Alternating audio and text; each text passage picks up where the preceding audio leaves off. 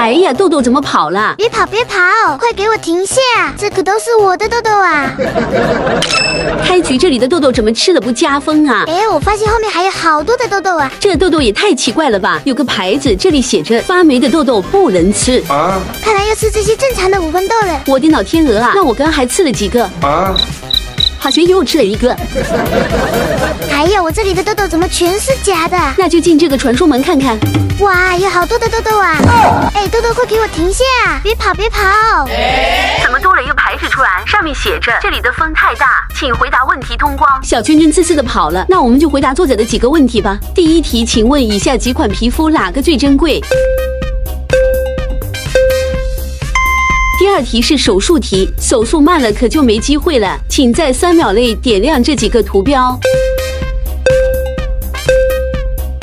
最后一题题密题，请听题。这点好运给你，不用还啦。请问这是哪个角色发出来的声音？蛋宝们，你们都答对了几题呢？嘿嘿，我可都答对了。哇，居然有个传送门在后面哦！